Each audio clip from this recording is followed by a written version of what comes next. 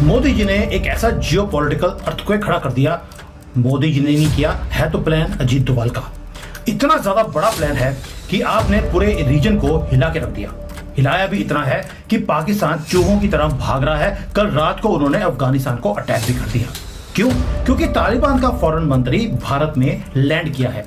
एक बहुत बड़ा ऑपरेशन आधी रात को लॉन्च किया जाता है जिसमें एक साथ भारत पर और अफगानिस्तान पर स्ट्राइक की गई है। कल रात को अचानक से अफगानिस्तान से न्यूज आती है कि इनकी राजधानी में मल्टीपल एक्सप्लोजन हुए। देखो हुआ यहाँ पर क्या, अचानक से काबुल में एक के बाद एक ब्लास्ट होते हैं। जो लोकल्स थे यहाँ पे इन्होंने ये कहा कि एयर स्ट्राइक हुई है। कुछ फाइटर जेट्स आए, काबुल पर बॉम्बिंग करी और वापस चले गए। अगर ये हमला वाकई हुआ है, और मेरा ख्याल है कि लगता है कि हुआ है, क्योंकि इतनी सारी इत्तलात जो हैं वो झूठी नहीं हो सकती, तो मेरा ख्याल है कि इससे काफ़ी ज़्यादा मज़ीद इस खित्ते में टेंशन्स बढ़ेंगी। ये याद रखिएगा कि ये 2 फ्रंट वॉर पाकिस्तान पे अब वेज करने की कोशिश करेंगे।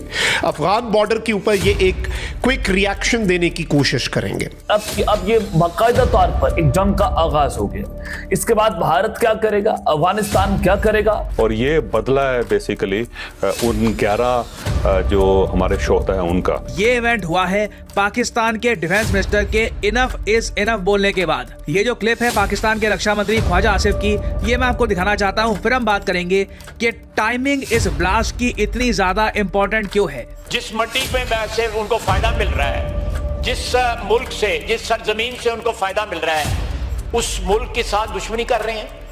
सर ये अब बर्दाश्त नहीं होगा। हमें यकसू होके मिनहसुल कौम जो है जवाब देना पड़ेगा इन लोगों को जो उनको पनाहगाह मुयस्सर करते हैं, चाहे वो हमारी सरजमीन पे है या वो अफगानिस्तान की सरजमीन के ऊपर है। इसमें किसी को कोई शक नहीं होना चाहिए। अगर किसी गांव से या किसी पनाहगाह से 4 या 5 या 10 या 15 आदमी निकल के हमारे किसी फौजी काफिले के ऊपर जो है हमला करते हैं, उसका जवाब जो है हो सकता है सबको साथ कोलैटरल डैमेज भी हो। दहशतगर्द अब जहां भी जाएंगे, जिनके घरों में जाएंगे, जो भी होगा, फिर सबको नुकसान होगा। हम किसी को नहीं छोड़ेंगे। ये बहुत हो गया, enough is enough. Zalmi Khalilzad ने अपने ट्वीट में ये इल्ज़ाम लगाया है। उन्होंने कहा कि ये जो एयर स्ट्राइक पाकिस्तान ने की है ये बिल्कुल भी हेल्पफुल नहीं है। यहाँ तक तो बात बिल्कुल ठीक थी, आगे उन्होंने बहुत एक चुभती हुई बात कर दी है। ना ये बहुत ही इंपॉर्टेंट स्टेटमेंट है पाकिस्तान के रक्षा मंत्री की। और अब ये कह रहे हैं चाहे अफगानिस्तान भी क्यों ना हो, वहां पर भी अगर मान लो किसी गांव से कुछ लड़के निकलते हैं, वो पाकिस्तान की फोर्सेस पे अटैक करते हैं, तो फिर पूरे गांव को ही अटैक करेंगे। उसमें आसपास के जो लोग हैं उनको भी भुगतना पड़ेगा। जो इनके वर्ड्स हैं ये ध्यान से सुनिएगा।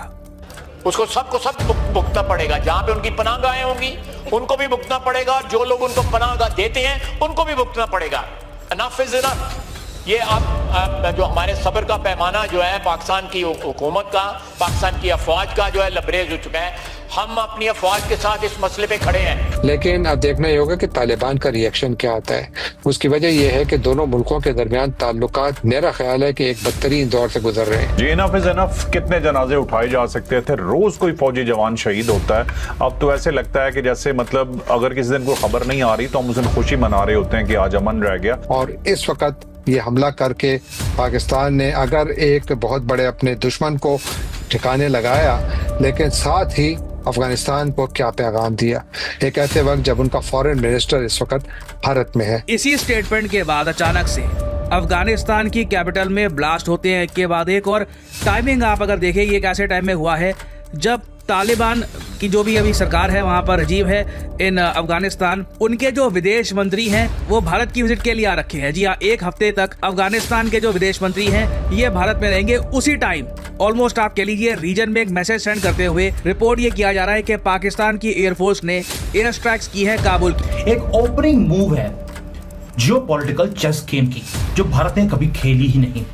पाकिस्तान को मालूम है आप कौन सी गेम खेलने वाले हैं, तभी उन्होंने कल अफगानिस्तान के अंदर बॉम्बिंग करी है अपने एयरक्राफ्ट को भेजकर, एक मैसेज देने के लिए कि we know what you are going to do, और हम अलाउ नहीं करेंगे। क्यों? क्योंकि पाकिस्तान ने हमें एनसर्कल करने की कोशिश करी बांग्लादेश, म्यांमार, मॉलडीव्स को अपने साथ जोड़ने के बाद। चाइना उनकी इक्वेशन से बाहर निकल गया और इन्होंने सोचा था कि भारत को अगर हम 4 फ्रंट्स पे लड़ाई करवाएंगे तो भारत लड़ नहीं पाएगा। हमने भी वही काम किया। हमने क्या किया और ये जो किया है, क्या किया है, कैसे किया है, ये सारा मैं आपको आज एक्सप्लेन करने वाला हूं। ये है Ajit Doval style of diplomacy कि आपको हमेशा अटैकिंग मोड पर रखना है अपने दुश्मन को। आपके ऊपर अटैक हो उसके बाद आप आंसर दें, ये सबका साथ सबका विश्वास, ये अजीत डोभाल जी को समझ नहीं आता है। अब आपको मालूम है कि जो बांग्लादेश का जो फॉरेन मंत्री है अमीर खान मुताकी, वो भारत में आया, लेकिन आपको मालूम है कि ये इंटरनेशनल ट्रैवल करने की इसको परमिशन नहीं है। यूनाइटेड नेशंस के अंदर ये डेजिग्नेटेड एक टॉप रेट का टेररिस्ट है। तो पहले होता क्या है, यूनाइटेड नेशंस इसको पहले ट्रैवल करने की एग्जाम्पशन देता है कि अगर ये ट्रैवल करेगा इसे अरेस्ट या गोली नहीं मारी जाएगी। Think about that. United Nations को तो कंट्रोल करता है यूनाइटेड स्टेट्स, वो अपने ही सैंक्शंस को तोड़कर यूनाइटेड नेशंस एक बंदे को, एक टेररिस्ट को भेजता है दूसरे कंट्री में, और वो भी यूएसए की परमिशन के बिना। ऐसा हो नहीं सकता। दैट मीन्स पहले यूएसए ने इसकी विजिट को ओके किया है, उसके बाद ये फॉरेन मंत्री भारत में आया, और भारत में आने के बाद मिलता किसके साथ है, जयशंकर जी के साथ, वो भी हैदराबाद हाउस के अंदर। यानी कि एक मीटिंग होती है foreign minister to foreign minister. But आपने एक चीज नोट किया होगा कि जब ये वहां यहां भारत में मीटिंग करने आया था, भारत का फ्लैग था, अफगानिस्तान का वहां पर फ्लैग था ही नहीं।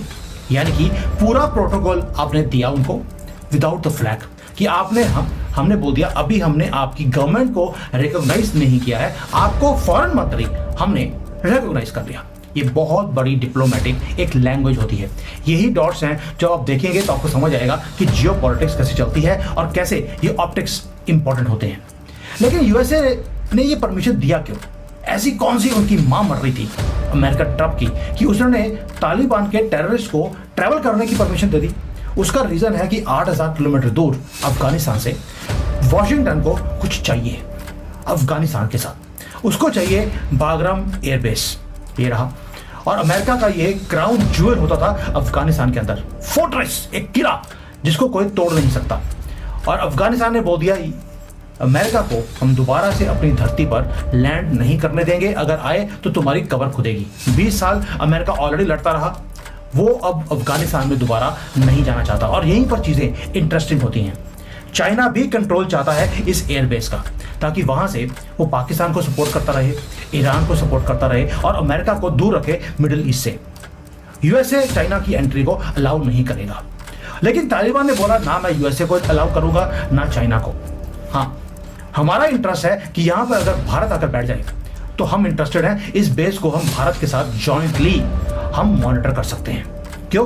क्योंकि तालिबान ट्रस्ट करता है भारत के ऊपर और भारत से ज्यादा मोदी जी के ऊपर। ये जो हमने 4 साल इनको गेहूं भेजी है वो हमारा अन्न खाने के बाद अब उनका मन भारतीय हो गया है। अब तालिबान अगर ये काम कर रहा है, why are they doing it? Interesting है, क्योंकि तालिबान को भी कुछ चाहिए। उनको पहली बात है कि रिकॉग्निशन चाहिए पूरी दुनिया से कि वो लेजिटिमेट गवर्नमेंट है अफगानिस्तान की। उनको इकोनॉमिक लाइफलाइन चाहिए ताकि दुनिया के साथ वो ट्रेड कर सके। और डिप्लोमेटिक जो लेजिटिमेसी है वो तो तालिबान कितनी देर से मांग ही रहा है। इन भारत के पास वो लीवरेज है जो वेस्ट के ऊपर नहीं है। रीजन, तालिबान सिर्फ भारत के ऊपर ट्रस्ट करता है आज की डेट में। अगर आपको वीडियो पसंद आए तो चैनल को सब्सक्राइब करें और बेल आइकन को जरूर दबाएं ताकि आपको ऐसे ही लेटेस्ट वीडियो की नोटिफिकेशन मिलती रहे। Thank you for watching. मैं हूं विवेक। मिलते हैं नेक्स्ट वीडियो में। Stay updated and stay safe.